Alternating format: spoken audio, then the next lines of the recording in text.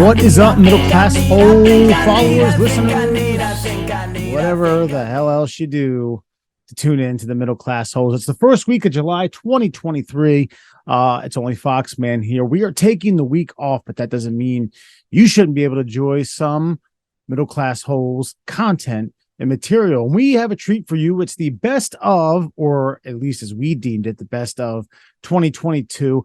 We had to circumvent some of the clips. We had to make some longer. We had to pick and choose from a certain type of criteria to create, obviously, a full episode as well as a full video. But we're going to start off with the best of 2022. This here is an intro that we like to do. We do cold intros, basically something that happened to one of us throughout the week, and then we'll base our conversation off of that. This is from a few months ago, the astronaut love proposal episode. I started the bit or the opening talking about how I received a letter from a area's Jehovah Witness who was encouraging me to reach out to that person and become a Jehovah's Witness myself. I actually had a few people reach out to me to say that was just a great bit. My cousin Carl out in Las Vegas called and texted me personally to tell me that. So I go over the letter and myself, as we usually do, myself, Murr, and Alan devise a plan of how I'm going to contact this gentleman via prank phone call, of course, and possibly convert myself to a Jehovah's Witness. So here we are, first bit of the best of 2022. Enjoy. So every day when I get home from work, most days because I'm the first one home, mail gets pushed through. I have one of those slots in the door, not an actual mailbox. Asshole, you cocksucker. Anyway, yeah.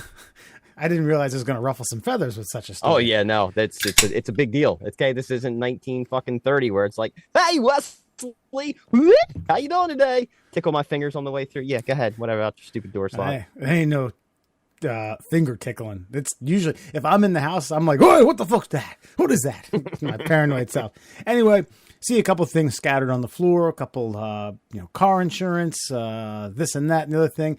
Then a handwritten letter to me. Holy hell. I think I have an idea because I got one of these before, but it's been a while. And still, I think my senses, which are pretty dull at the age of 40, I'm like, whoa, what's going on? Someone wrote me a letter. I don't know who the hell that is in the corner, but I'm going to open this. Murr, what do you got?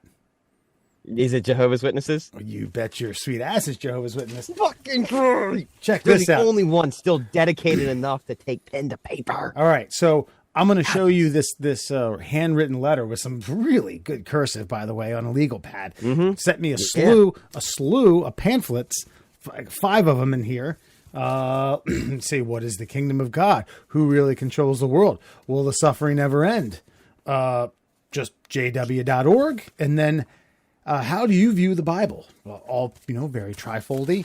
Alan, I got some questions for you, by the way. Better than you guys. Yeah, you got some questions for me? What you got? Well, let me. By the way, so for those of you who are only listening, this is a full.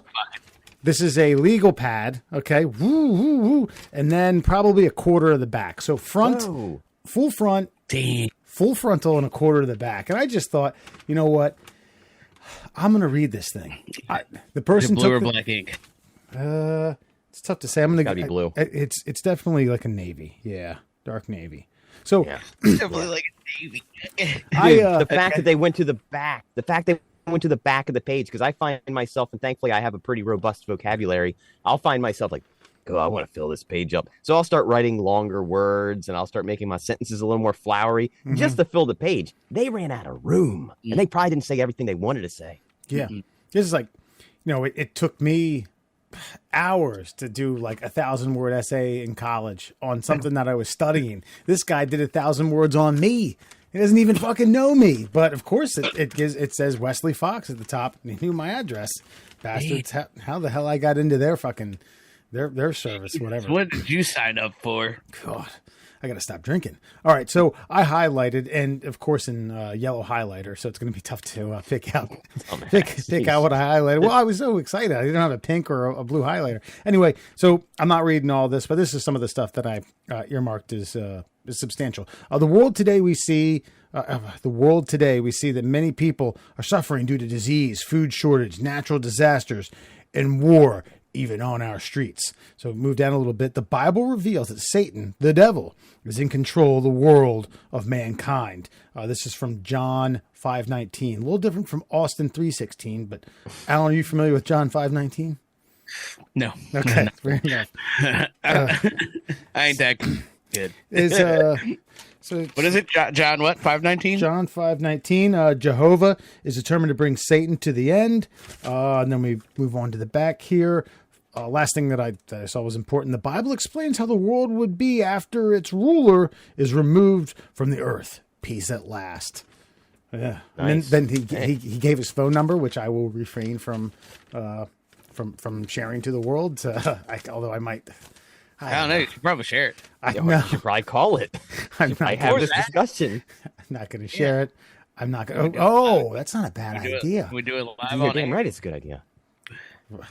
Let me think about this because if I call him, then I got to give him my phone number. I mean, we can call him from WhatsApp. Different app. Yeah, that's not a bad idea. And then we go by a different person. I say that, hi, my name's- Obviously, this becomes a gimmick at this point. but we don't think about the name before we say it. It's got to be on the fly. Like, hi, this is Ronald Ronson. You wrote me a letter. You wrote me a letter? Yeah. This is Ronald P. Whirl. My brother Ernest said I should get a hold of you. Next bit is coming from the summer. Murr throws out a hypothetical where he asks, when was the oldest you were when someone played the Hey Mister game? And of course, if you aren't aware, if you've been living under a rock for a long time, you aren't aware of Hey Mister. That's where some underage person, solicits you some way, usually in the parking lot of a liquor store, and asks you if you will buy them beer. It goes on to a pretty good conversation, little under 4 minutes. It's, hey, mister, buy me some beer. What was the oldest you were when you bought someone booze that was underage? Someone booze that was underage. It was probably like either mid to late 20s. Okay. It was back.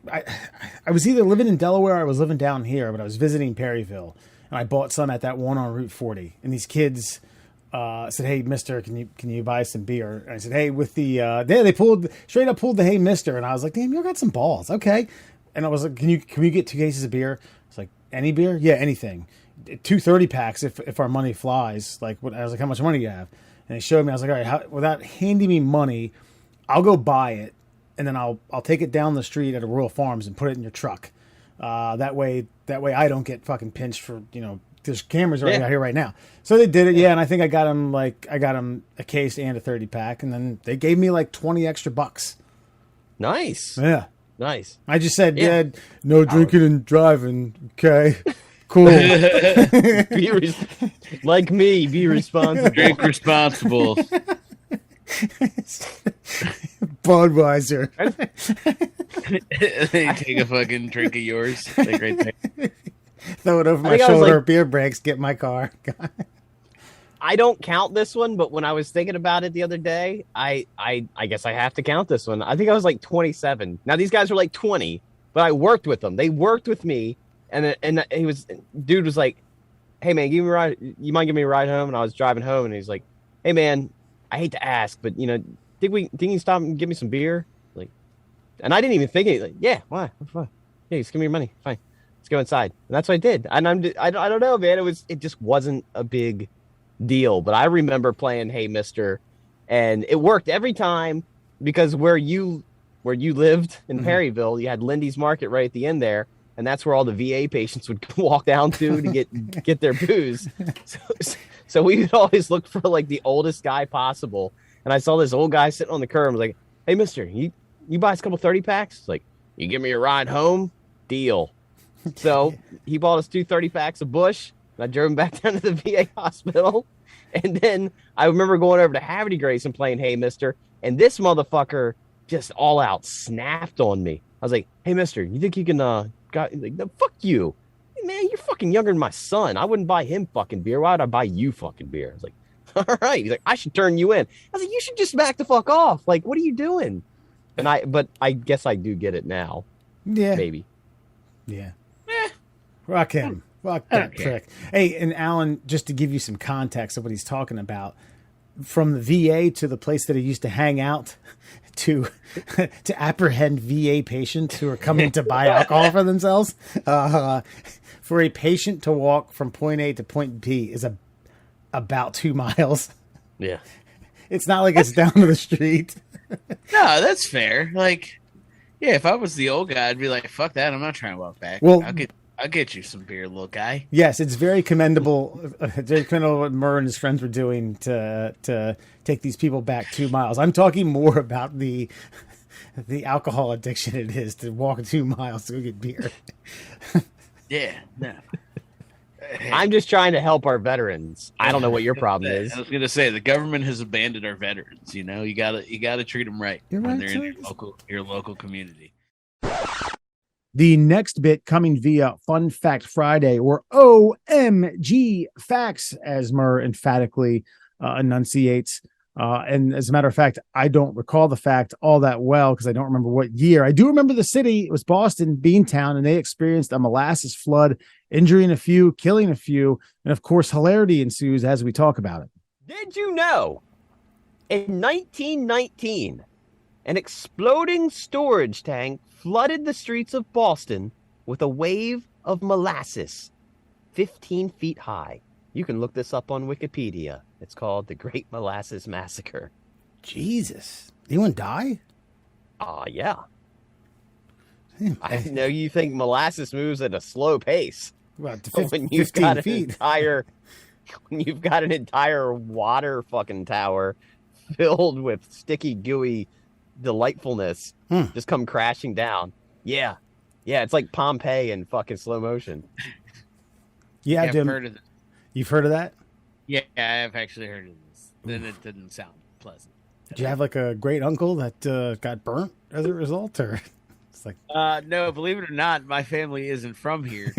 Wesley, the molasses flood in Boston, Massachusetts was not really a problem for my kin, but I've heard tell of such a thing in history. Yeah, Alan, you're absolutely right. I'm looking at the Wikipedia page. 21 deaths, 150 injured, and no mention of anyone from the Giannis family within this Wikipedia page. Yeah. We just missed. We had just hopped on a boat back to Nicaragua. I see.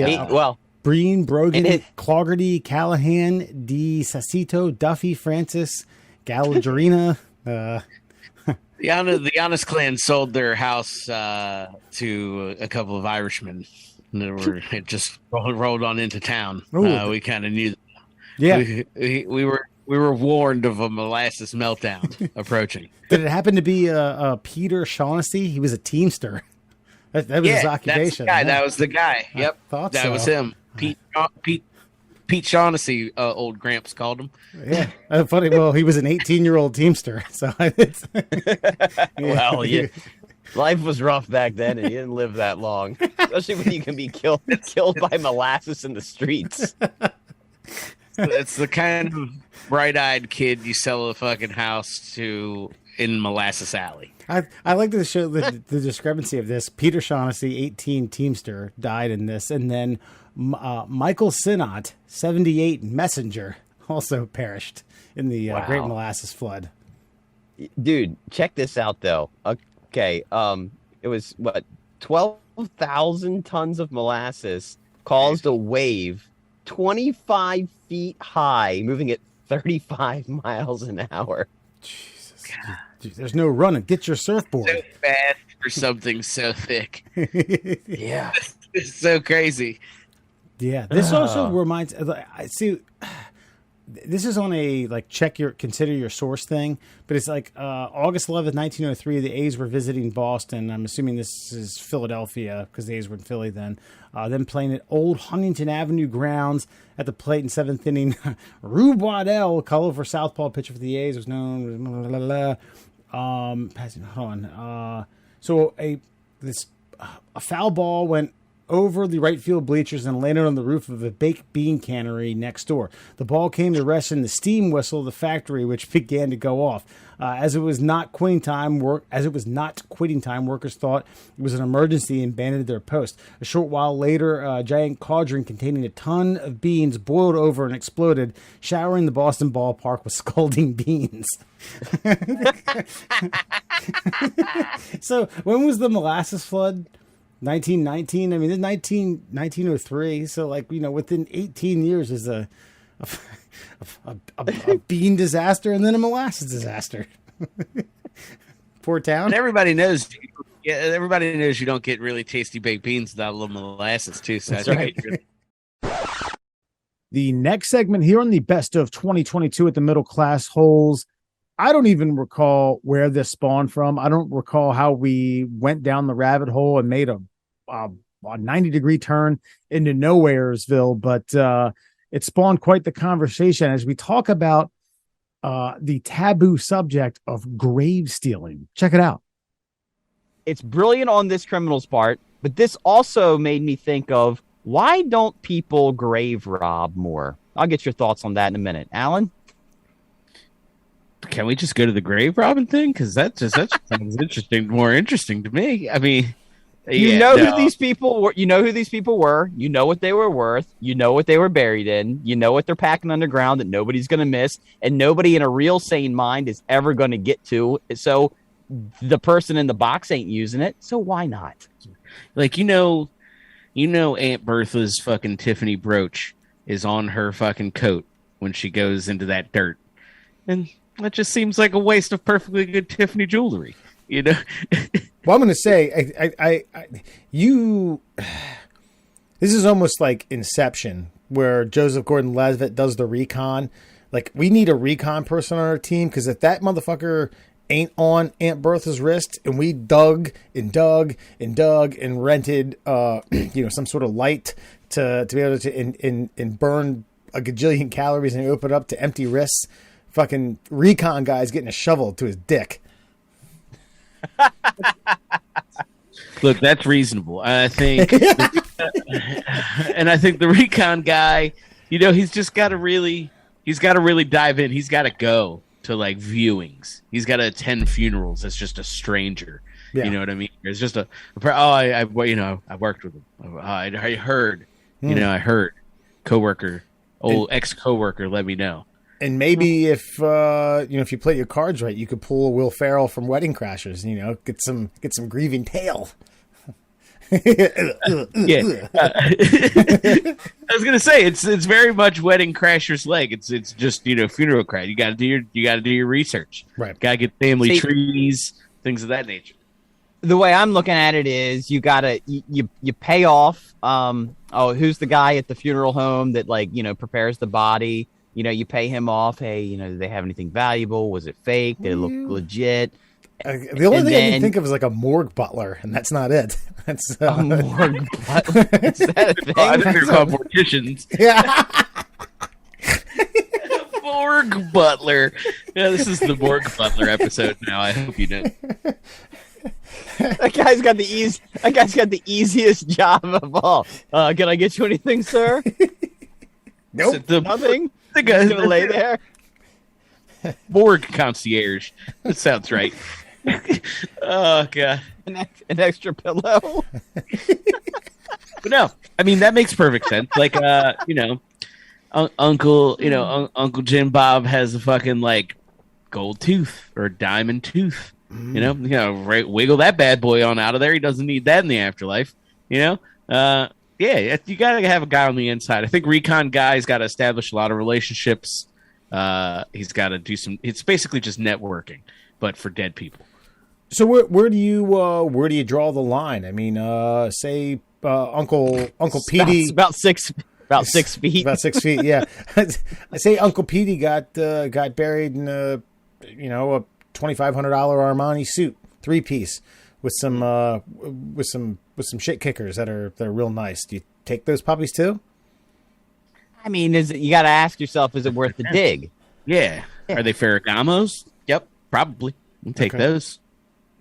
I mean, I mean, obviously you can't go after like strictly famous people, but I say, look, here's what's the best part is the richest people usually get those mausoleums, like the above ground, like just like little stone fortresses.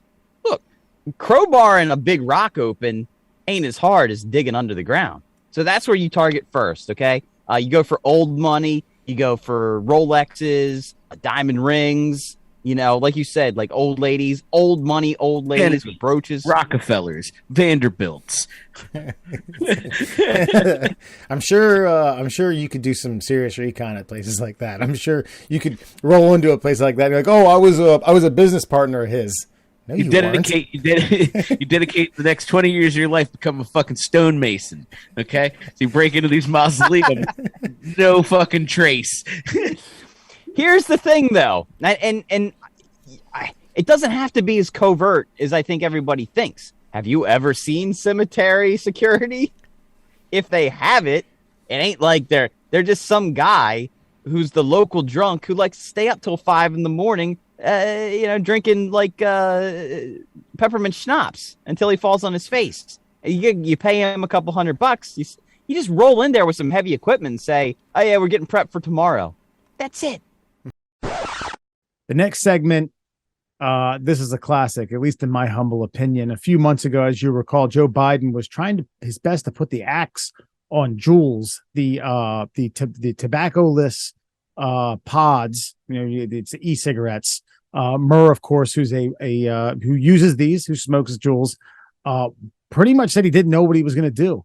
Alan interjects, and I'll leave it at that. No Juul for you.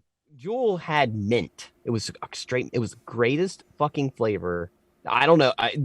Juul should be selling that on the black market to somebody. It was the greatest flavoring in the world. It was perfect. They forced them to stop selling it because kids were using the Juul. They forced them to stop all their flavored, like the fruit flavored stuff. So they only do Virginia tobacco, which is a really dark, thick, nice tobacco taste, and then menthol. I hate menthol. They actually got the taste of a cigarette into that Virginia tobacco Juul pod.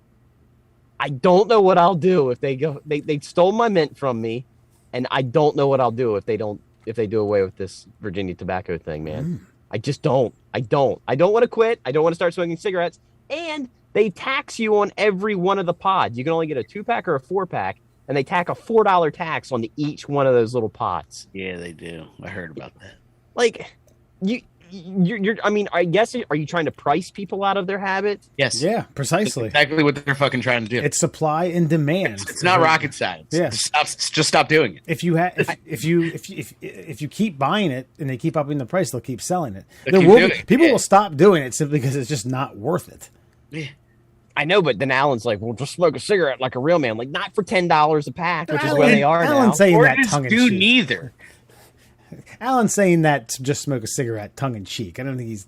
I know. No, I mean, yes, but also fucking no. Like, I don't smoke either, but like, I went to a party and I bought a pack of cigarettes because I'm not a pussy. I'll just smoke a fucking cigarette if I want a cigarette. Like, so yes and no. Like, I get that there's a usage for the Juul pod and to go for it, but also like just stop doing both of them. Because they're not necessary. Yes. I agree with you on that. I agree with you on that, but you're coming at it from someone who could buy that pack, smoke, not even the whole thing, be done with the party or the weekend, and then not see another one for, for months, maybe a year, and then be like that. Murr is coming from a perspective where he could, that may or may not be an option. Sounds like he needs that. I will admit, I am addicted to nicotine. I am 100% addicted to nicotine. It ain't heroin. I mean, it's a long, slow death. Well, but it's not heroin, but it's starting to sound like it could be kind of like it when you're like, I don't even know what I'd do if they take my Virginia tobacco Juul pod. Like, Jesus, fucking easy there, bud. Just stop. Maybe see an addiction counselor. I don't know. Something's got to give. You don't need to pay $1 million for cigarettes or worry about a short supply of your sweet, sweet nicotine juice. Like, yeah, just stop. Or like like our dear Wesley said, is a victimless crime. I am exhaling water vapor. I'm getting all the bad shit. So fucking leave me alone. Just that's leave fair. me alone. Next one is a short clip. I couldn't leave it out. It's just a shade under 2 minutes, so I'll keep the introduction small. But we go on about an internship at the discotheque. As a young man or young woman was able to earn credits as an internship somehow at a discotheque dance hall. Enjoy. By the way, I was flying through the map here in the world. The largest I came by, Cameroon, 16.67 centimeters. I'm sure there are a lot of governments in Africa that don't, do national penis statistics very well. Who was the intern that compiled all this data? Oof. Yeah. Excuse me, sir. I'm doing a research project. Actually, Would you pull your penis through the hole of your underwear? I missed out. Right? Are you wearing? Hey, listen, unbutton your buckle. All right, do it correctly, buddy. Show us how you go pee. It was actually Ecuador, 17.61. Ooh, 17 point. Look at the Latinos. That's breaking a stereotype. 6.9. Very much so. 6.9. 17.6 was 6.9, almost a 7-inch dong. Average. Go ahead, Ecuador. Yeah. On average. All right, now I do need to know, like, who is the intern that was doing the research? Seriously, because I mean, were they just asking the question or were they measuring with the tape? There's a single college intern and he hung out in discotheque bathrooms. And he's just like, excuse me, sir. Actually, I'm just going to leave this at your front desk. If you could just have people fill it out when they come in, that'd be great. Would you like to help the University of Ecuador gather data on penis sizes? Oh, listen, I could really use these 3 credits. Bad. And then he comes up to him with a clipboard and a bullet of cocaine. And he's just like, here you go. And the guy's just like, there you go. Yeah, take a look. Get on in there. This one coming via Labor Day episode, and I was curious about whether or not I was becoming a get off my lawn guy. And as a matter of fact, this was the first time that we were able to record in studio in person. We were really excited about that. We got up to Bel Air, Maryland at 5 North Main. But yeah, I had called out and saw a beer thievery happening before my eyes. I alerted the beer vendor as well as authorities. And I was curious if whether or not I was just, growing up and being a get off my lawn old jerk. Have a listen. Something happened at the game that made me wonder, am I just turning into a grumpy old fuck? Am I just turning into a get off my lawn? Already, yes. I don't know what the topic is, but yes. Okay. But no, go ahead, proceed. So we watched the first game. It was a 105 or 110 first pitch. There's a 20-minute break. Second game, the stadium is about half of what it was in terms of attendance. And Sarah and I are like, yeah, let's get better seats. We go down. We're up the first baseline a little bit. And somewhere around like the 3rd or 4th inning, if I say the name Clancy, I know you know. Do you know Clancy, the beer vendor? Yes. No. Okay. He's I was going to make up the fact that I knew something that I don't, but no, I don't know I Clancy. thought you said Tom Clancy. Oh, was he at the game? If you didn't say beer vendor, that's exactly where I was going. Sorry, so this is a storied beer. Does everybody know who Clancy is that goes to games regularly? He has a cult following. He has a beer named after him with he's been doing it since the early 80s at Old Memorial Stadium. Yeah. So he's coming by. There's a group of people next to us, about 5 or 6 deep, and he says specifically, I'm not selling you a beer. It's a young lady, early 20s, who was visibly just like, she looked like she was casting for The Walking Dead. Like, all right, give us your zombie walk. Oh, I like this, though. This is where I get off, though. Got I the think I slide. know where the story's going to go, but there's about a 5-minute period where I'm just enraged and engorged. Okay. I'm just looking at this Karen fight that's getting ready to happen. And I'm not even watching the game. I'm tapping Maria on the leg like, hey, baby, watch this shit. Well, it involves me, so I don't Karens and yeah, Kens or let's something do like it. that. So they collect the money because there was a couple people buying not just beers, but there were some waters and he was some cards, some cash. And at the end of our row, which is a section over, someone's like, "Hey," he's like, "Oh, all right, I'll be right down." Picks up a couple beers, walks down. Young lady who he didn't sell beer to does like a Pink Panther style, like goes under the railing, grabs a beer and a water, and turns around. Wait, she stole him? Stole. I said, hey, put that back. And she turned around and gave me a nasty look. And I was like, last chance, put it back or I'll fucking tell him. I'll fucking rat you out. And she turns around and her friend who was sitting next to her is like, is that how it's going to be? And I was like, yeah, straight up. That. He pays for that out of pocket and you're stealing from his pocket. That's fair. And I was like, last chance. And by that point, he had already walked up and was like, last chance for what? What's going on? And luckily, before I said anything, Sarah was like, yeah, they stole from you. And he's like, okay, fine. I'm going to go get security. By the time he went up to get security, they were screaming at me, calling me a rat, snitch, bitch, yada, yada. And I did get out to eat my ass. To which like security was like, stop. That's good. That's good. I like that. It's like it's a jab. Sure. Yeah. I think it was that insult kind of let them know, hey, I'm not as old as you think. Yeah. You know, eat my ass is still. I'm into it. I'm hip to the game. Right. Yeah, I get it. Turned up, and security throws them out, and I did have about a 20 to 30 minute moral tug of war as to whether or not I'm just some snitch old cranky piece of shit now. You are. You like I was right. You are. You definitely. Yep. Like even before the story was told, you old, and you are a rat. That's fine. But in this instance, it's okay to be a rat. You can't be stealing from beer vendors. That's just fucking right. Yeah. Like you said, it's coming out of their pocket. Okay. Yeah. You can't be doing that. And this is a stalwart.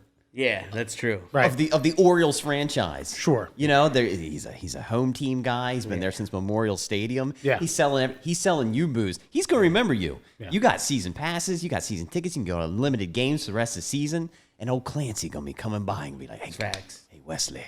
Hey. Remember when you did me that solid? Hey. I'm going to slide you. Hey, Camden Yards Beer Patrol, man. I remember. Damn straight. You're going to be the first one. When he says, I got colons, he's going to go, boom, you first. Right. So fuck that bitch. No, fuck her. Okay. You're right. No, you're right. And the thing is, though, I kind of got the idea when you sent the message earlier. I have a story. I have a story from the stadium. I like how figured, your narration of my typing is. I have a story. That's beautiful. Because you geared it like maybe I'm becoming an old man, get off my lawn kind of guy, and you are, and that's okay. Yeah.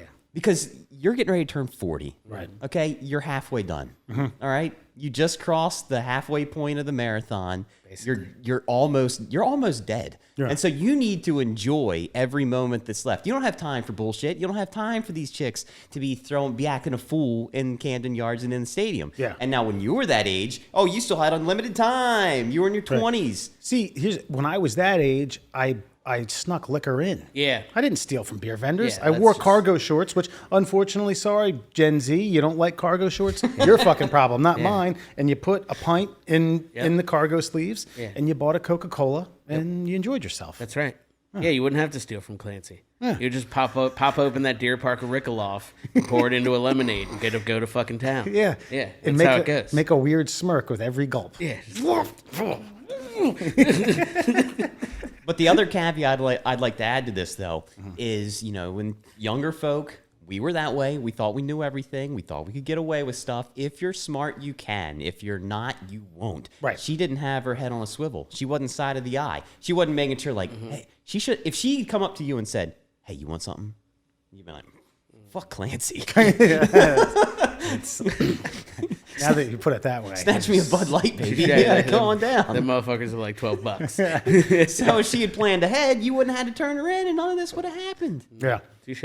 And I gave her an out, too. 2 instances. Now, her drunk mind, those 4 or 5 seconds may have been, that quick. And it was that quick. But I said, hey, put it back. Put it back. Put it back or I'm going to rat you out. So I gave her an out. I did do that. Was her group mostly ladies, or were there other dudes? So, were there dudes in there? There was a young lady sitting next to her who also got thrown out because she was vocal, and she was the pack leader and yelling at me. Gotcha. She couldn't talk too much. The one who was the thief. She was hammered. Yeah, her friend was kind of more when you have the puppets and you're talking for it. Ventriloquist? Yeah, she was ventriloquist. Okay. She was this person type woman. Then in front of them, they shut up. They were like, nope, not with us. None of that. Nope. Don't do And they them. even like when the Clancy was like very specific about not them, and they're like, nope, sorry.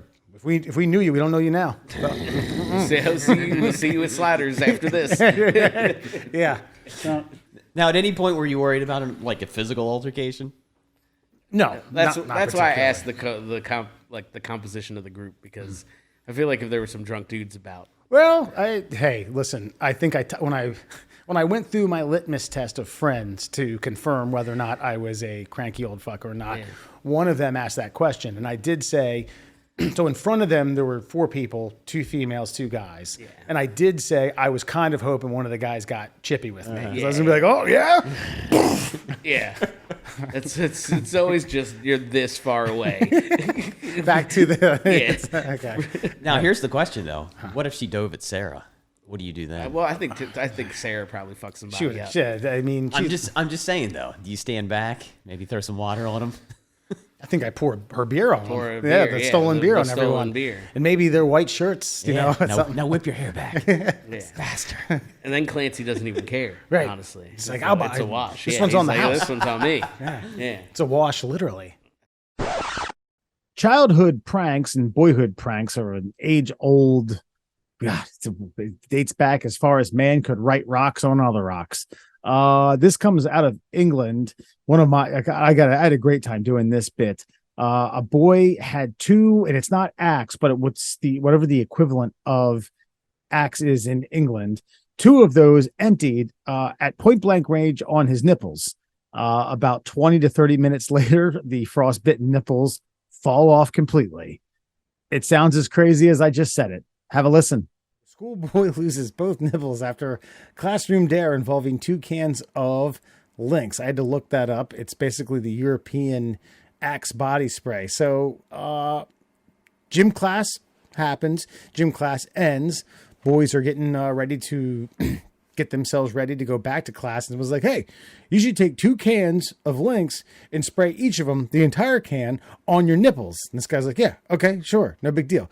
And it went on and on and on and on and on and froze the boy's nipples. And the guy who then sprayed him flicked both of his nipples, and the nipples fell off. He tried to say, "Yeah, it was fine. It wasn't a big deal." He's like, "Have you ever seen a wart? It was exactly like that. It hurt. It was raw, exposed skin."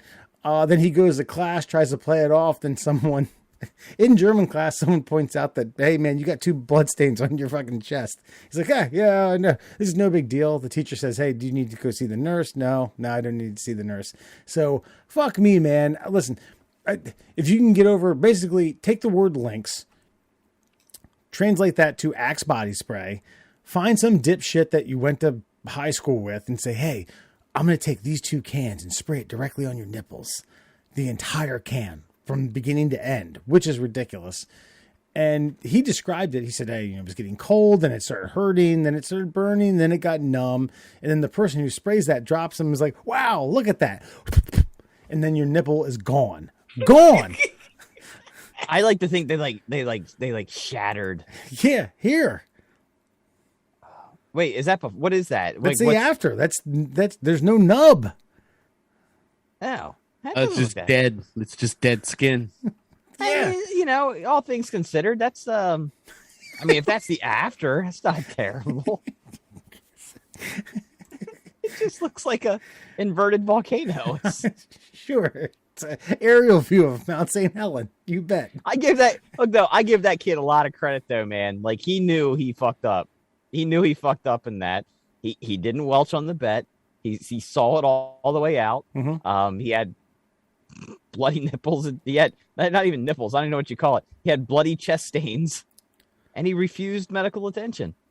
Based on the stupidity of his actions, he took the right path by denying any kind of salve or any kind of anything to make himself feel better. He denied all of it, which is what you're supposed to do when you do something that stupid. I'd like to check this clown's diet. I don't know. Maybe he had some unsturdy nipples. Maybe these things were ready to go prior to this. Just need a little encouragement. He's got weak nipples.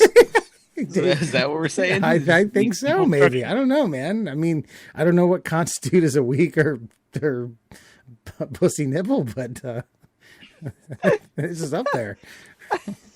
It's probably one that falls off when you spray it with fucking, an entire can of Lynx. Basically. Yeah. Well, on on a positive note, apparently all the girls in the school unconsciously flocked to him because he smelled amazing. I was going to say, now we spoke earlier about Peyronie's disease. Now, when this kid starts to get sexually active, do you think this might be a hang up? Do you think this might be like, with some young lady who's like, oh man, let me feel your chest. What the hell is this?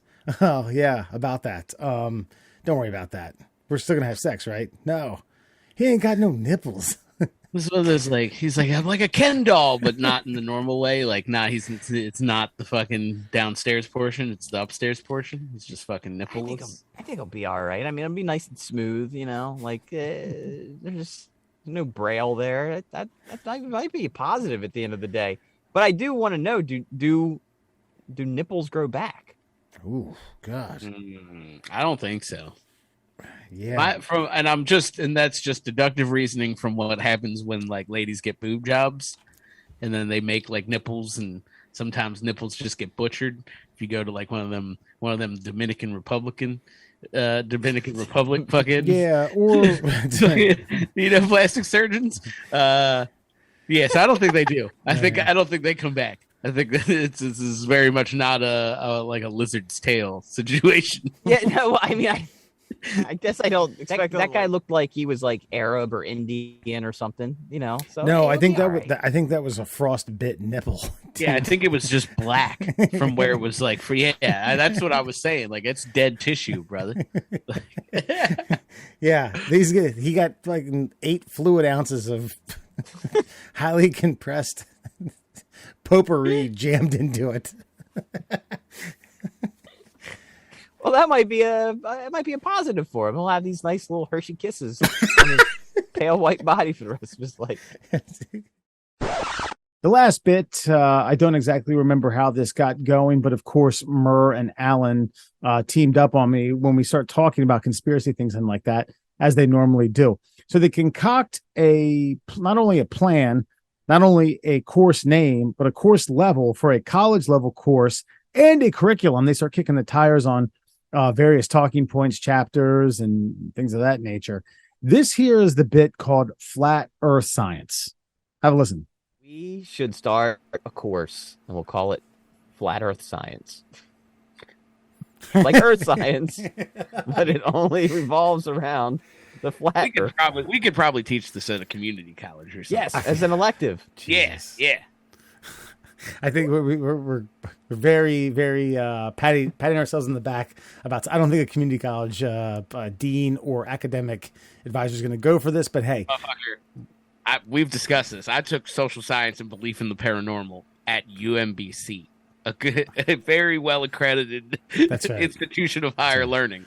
Listen, I'm sure I could sneak in some QAnon nonsense into a fucking CCBC curriculum. Okay. Whitewater Community College in Arkansas. We can do it. Okay. Well, and also, by the way, we did get about 2 or 3 people on a specific TikTok video that I posted, Flat Earthers, that said, where Murray, you had said, I just want to debate one of them. And they said, I'll get on. I'll jump on and debate you guys. So there's all that. right. Well, we have to compile like questions like this. Yeah. That's a fascinating set of factoids that you unearthed there, Alan. Yeah. Like, I mean, that's a valid question, I think, right? Like, or let's dial it back even more. Saying in the same vein, though, if the Earth is flat, like this is tricky because they got to believe in dinosaurs and shit, which is maybe up in the air. So, like, did the meteor that is big enough to extinct the dinosaurs, if you believe that theory, right? Why didn't that fucking thing blow? Right? Why isn't there a giant hole in the middle of Earth plate? I was gonna say, where does oil come from? Bam. Yeah. Listen, there is one thing that I've known that I have recognized with conspiracy theorists, and here's the deal: you're going to have to understand this when you ask these types of questions, because they don't necessarily not rooted in reality. No, they don't. Well, that too. They don't necessarily need to create an alternative, completely constructed theory to think or know that they've been lied to. You know what I mean? I don't need to create now. In a sane person, rational person's mind, you say, well, construct the alternative. Make me believe that this one is better than what I currently believe. Well, and I don't need to do that in order to believe that someone's fibbing to me. Which well, is I true. know I would make the greatest flat Earth scientist because my answer to that would be, well, because flat Earth science is in its infancy, we haven't had time to create the theories that explain the phenomenon that you're speaking to. Yeah. Let me get back to you. It's just a new science. Yeah. Yes. Yeah. There's still more to discover. Yeah. And oil's fake. There's so much to learn. Oil's fake.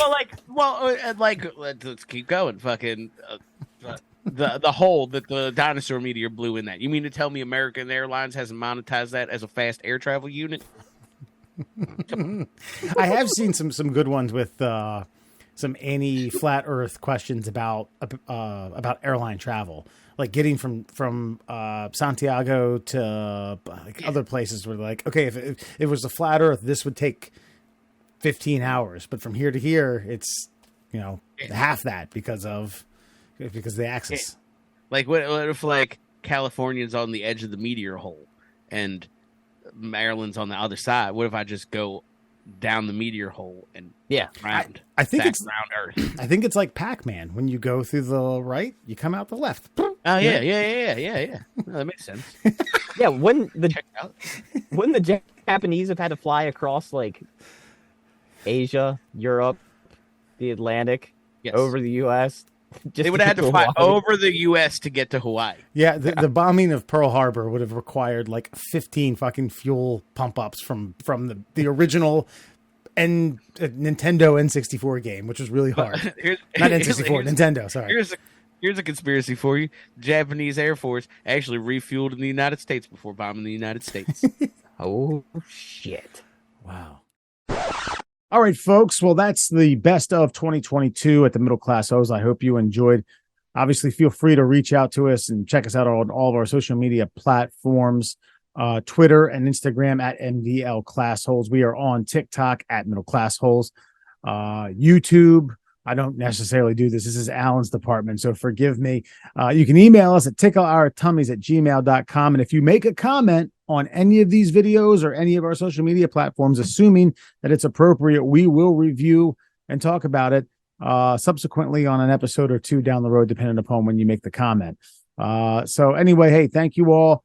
We will be back at it next week and pretty much every other week for the rest of 2023 because we enjoy doing it that much. Anyway, Boxman here signing off. Thank you all for tuning in and stick around for more Middle Class Holes. I'm gonna say it, I'm gonna